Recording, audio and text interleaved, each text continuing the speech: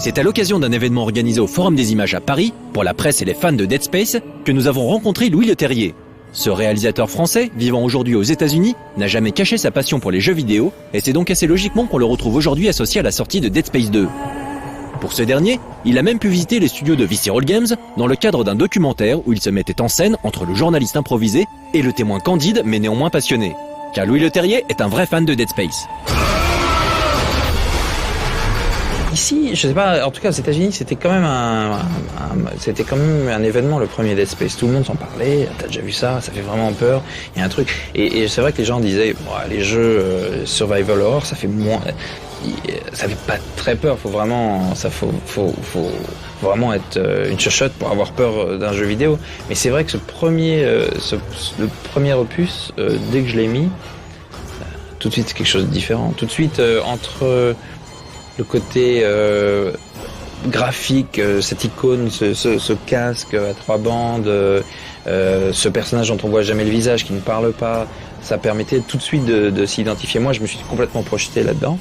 Il n'y avait pas d'interactivité, il n'y avait pas de cinématique avec des mauvais acteurs qui parlent entre eux et qui racontent une histoire dont on n'a rien à foutre souvent. Là, c'était bon, on était lancé dans le jeu et c'était parti et tu voulais en savoir plus. C'était ce qui est rare et ce qui est souvent bien, mais c'est le cas dans celui-là, c'est le cas dans Mass Effect, et c'est pour ça que je pense que ce serait de bonnes adaptations cinématographiques, c'est que c'était vraiment le bout du iceberg, enfin un glaçon sur un iceberg gigantesque. On se disait, je rentre à l'intérieur d'un univers qui est gigantesque, beaucoup plus grand, qu'est-ce qui se passe? Et à la fin de Dead Space 1, on avait envie de continuer. Dead Space 2, à la fin de Dead Space 2, j'ai pas encore fini, mais je pense que c'est et alors, quoi d'autre? Il y a vraiment cet univers qui s'élargit, c'est ça qui est bien aussi, c'est un film d'horreur, mais c'est surtout un film de science-fiction. Et qui dit science-fiction, dit univers gigantesque recréé, et ça c'est vraiment intéressant. Pour le 2, qui a suscité pas mal de questions avant sa sortie, on pouvait se demander quelle direction allait prendre l'équipe de développement, quel risque, quel virage ils allaient oser négocier, qui ne se terminerait pas par une collision dans un mur de fans. Là, l'élément commun, c'est la peur. C'est vrai que la peur, c'est, on sait que quand on joue à Dead Space, on va être mort de trouille. C'est carrément, il y a des trucs, mais absolument abominables. Là, il y a un puker, un gerbeur, un type à qui on coupe la tête et qui continue à vomir, c'est des trucs abominables. Ensuite, tout est dans le personnage. On veut fouiller un petit peu plus ce personnage. Oui, il parlait pas dans le premier, c'était génial. Il avait toujours son casque dans le premier, c'était génial. Maintenant, quand il enlève son casque, mais qu'est-ce qu'il a à dire? Qu'est-ce qu'il a à raconter?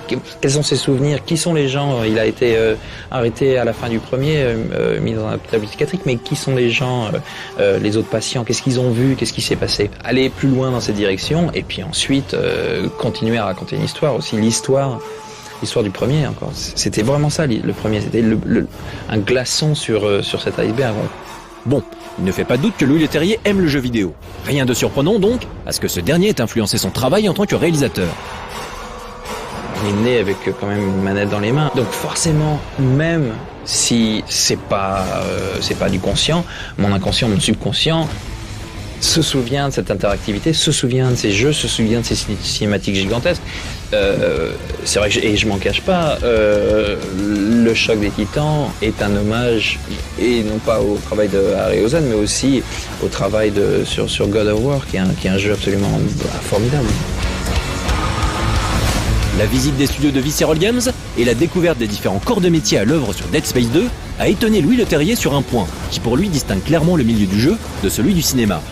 L'organisation du travail m'a vraiment surprise. C'est le côté non pyramidal qui est d'habitude ce que je suis habitué. Enfin, moi, je suis habitué à ça, c'est-à-dire que on commence par un scénario, réalisateur, et ensuite les techniciens, les comédiens et tout le monde. Enfin, c'est quand même moi qui décide de quelque chose et ça fait un petit peu boule de neige et ça descend le long de la pyramide. Par contre, là, ce qui est un peu différent, c'est une vraie communauté artistique.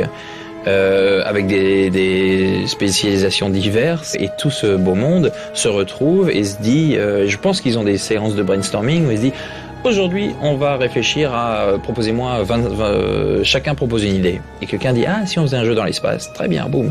Ensuite, ah oui mais un jeu dans l'espace, on va faire un jeu d'horreur. Ensuite, oui mais si c'est un jeu d'horreur, faut pas que ça soit un Space Marine parce qu'on l'a déjà vu dans Doom, on a déjà vu des choses comme ça.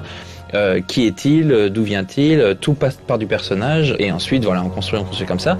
Et c'est de ce côté genre de boule de neige concentrique qui avec une création concentrique qui voilà fait boule de neige, et ensuite ça devient une espèce d'avalanche comme ce qu'on voit là. M'a vraiment surpris. Je croyais réellement qu'il y avait un réalisateur. Bon alors, du coup, si on lui proposait de réaliser un film et un jeu vidéo au même moment, quel serait son choix? Ça dépend quel film, mais je pense que vraiment je me poserais la question, parce que j'ai tellement hâte et envie, enfin hâte, je sais pas si je le ferai, mais j'ai envie de réaliser un jeu.